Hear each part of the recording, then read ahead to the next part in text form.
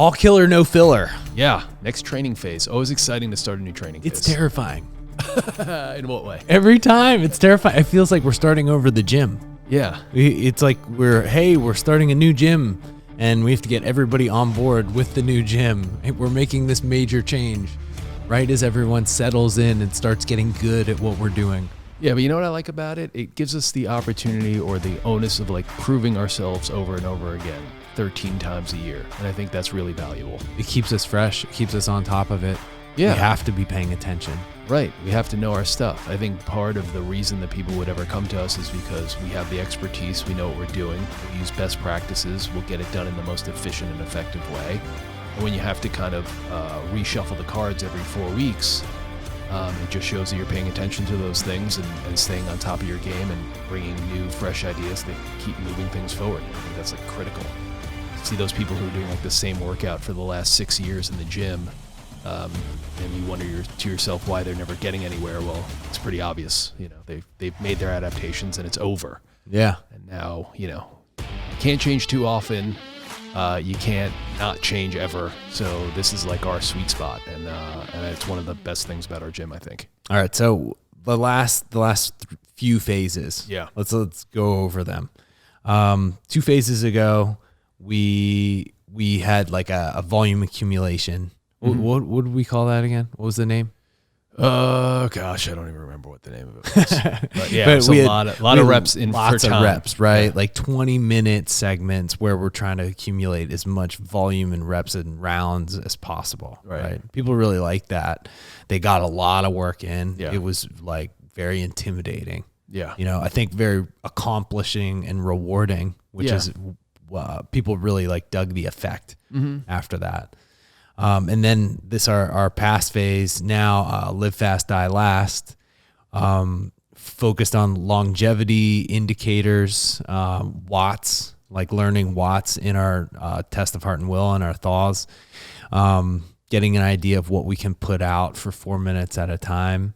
Really slowed down a lot of the auxiliary work, but added a lot more breadth of movements. Yeah. I think every session we covered a lot of almost like all of the major movement patterns, and definitely focused on the way that we were performing moves. I'd say like watching people deadlift yesterday, just watching our coaches deadlift, and then even the members, our deadlifts as a gym look really excellent. Yeah. I think we've been having less injuries than ever. Mm-hmm. People just look good doing it. Yeah. They're controlling the weight and they have really good movement patterns, and I think they're starting to get it. Yeah, not accelerating through any specific phase of the movement can really mitigate the risk of injury because, you're not just like blowing into a risky position. Yeah. I think it's really helpful. All right, so we came off, we'll say, volume accumulation, skill and performance. Yeah. What are we thinking next phase? So this is typically, and this is what this is, even though it's kind of in disguise, is this is a little bit of a technical phase. Mm-hmm. But rather than when most people hear technique, they're thinking positions or pauses or limited ranges of motion or extended ranges of motion. All those things are very valuable. But I think what we're trying to learn here is a little bit more of our capabilities and bringing some technique to understanding what we're actually capable of. Training technique. Yeah. Here's the thing, right? Everybody always questions like, well, what should I put on the bar, right? Like that's probably the number one question in the gym. Yeah. Like, so what should I load? Yeah. And obviously there's no universal answer for that because it depends on what you're trying to do or, what pace should I aim for or whatever the case may be. And it's going to be individualized based on your capabilities, but also individualized based on the demands of the workout, whatever the parameters are, right? Like what you're going to put on the bar for 2 reps is different than what you're going to put on the bar for 10 reps, right? That's just logic. So how do you create a framework of understanding as the parameters change, what weights you should put on the bar, regardless of what it is you're doing, just based off of past performance, right? Like that's the only information you really have to go on. So what this will do is it'll set up a structure where we'll create a baseline where you kind of have an understanding of what your capabilities are. And then in subsequent weeks, you'll gain an understanding of like what percentages of those paces, what percentages of those weights should be used as the parameters change. And that is just a wonderful skill to have, because then you take a lot of the guesswork out of what weights should be on the bar or what paces should you shoot for or whatever it is that you're trying to train. And you can just get down to business.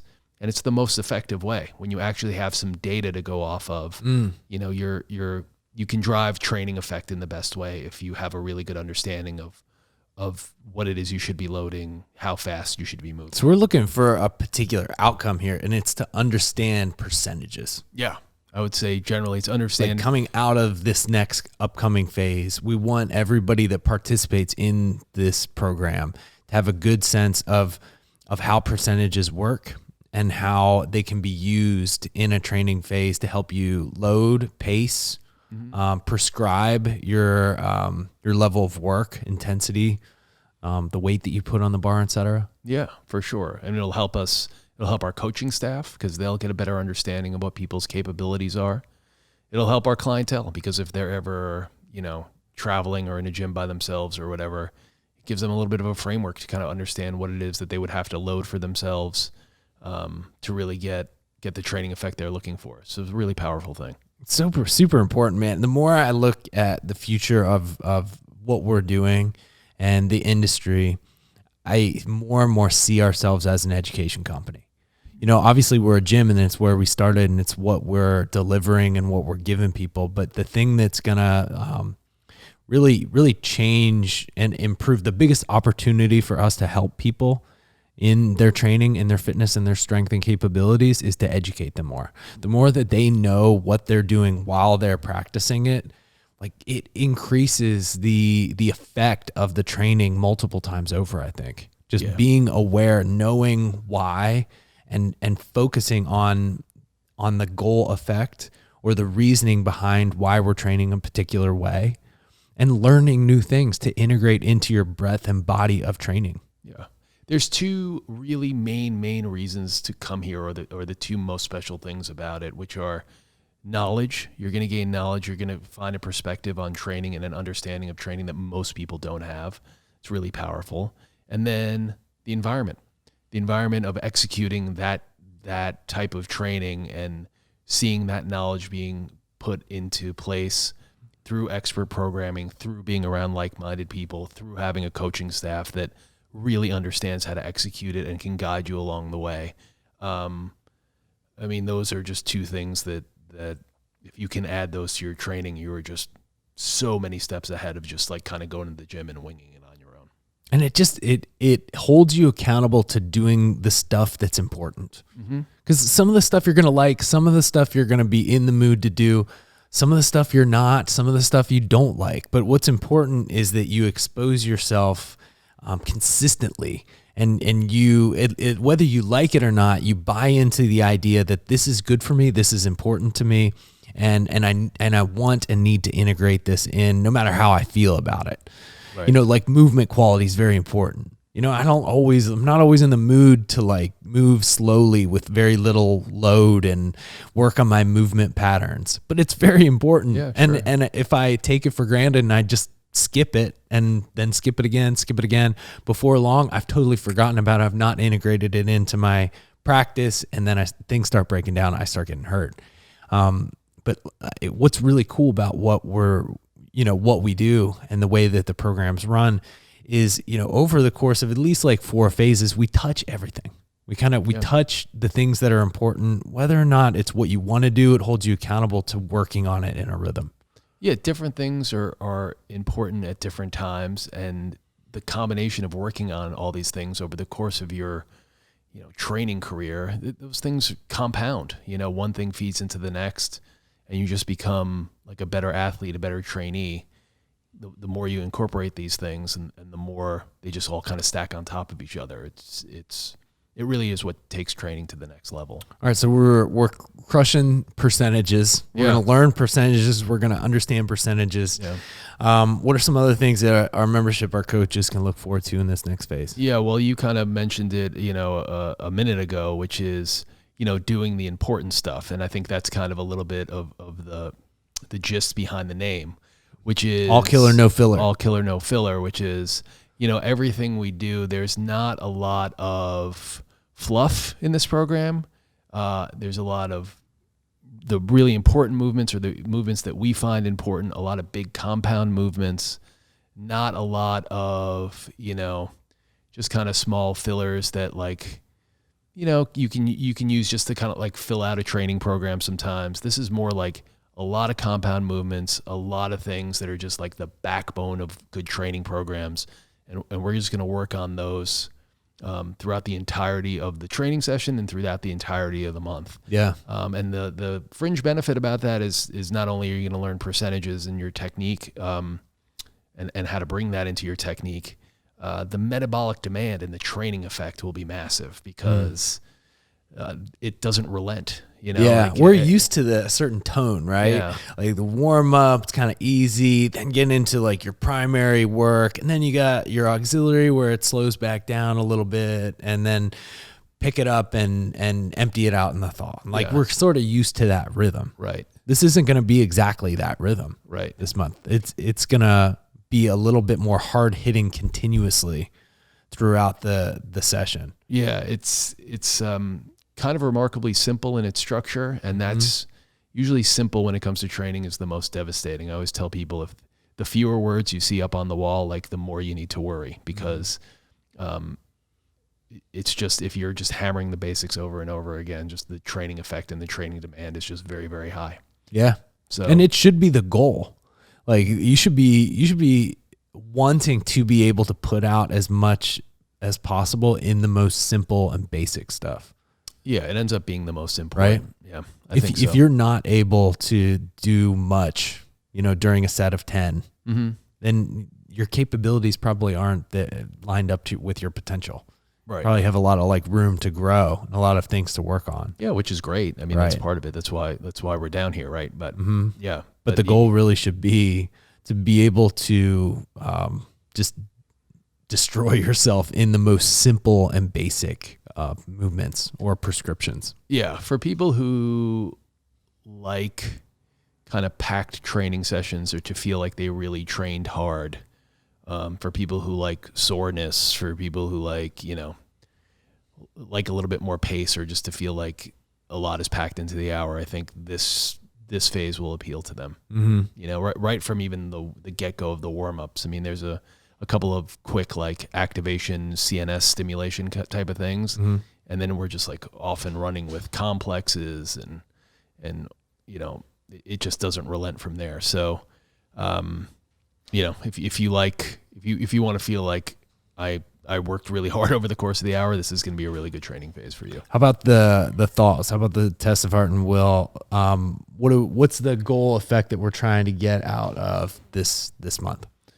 So it's not too dissimilar from like the strength training in that, we're going to kind of find some baselines on some important things. Like a 2K row is a good example. I think that comes like kind of right out of the gate, where you're trying to establish like, what is your 2K row pace? And then the rest of the month will be using that pace or that setup kind of as the foundation to set paces for other interval workouts or other challenge workouts.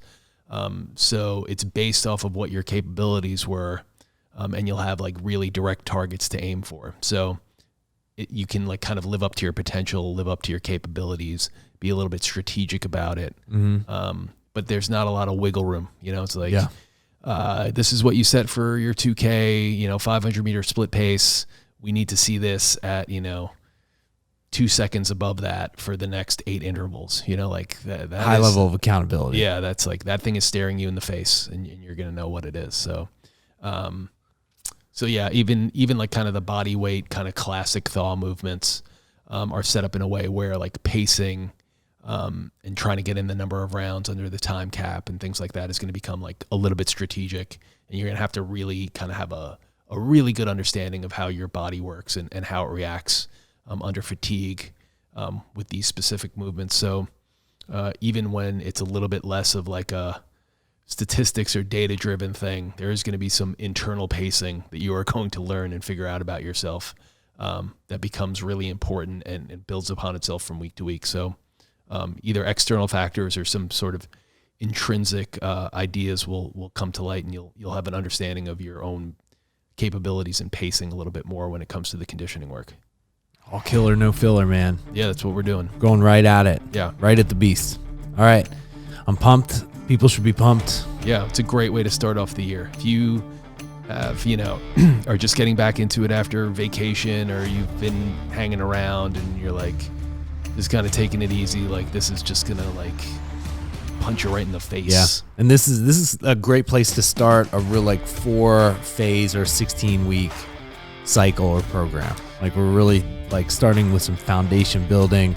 This is going to be a great way to like establish a base and like get a good sense of your percentages and your capabilities, which will lead into the next 3 phases after that. If you do it right, this phase should inform the rest of your year, because you'll have an understanding of what you're capable of, and you can use that knowledge in every subsequent phase that you do. Awesome. All right, man, let's get after it. All right, sounds good.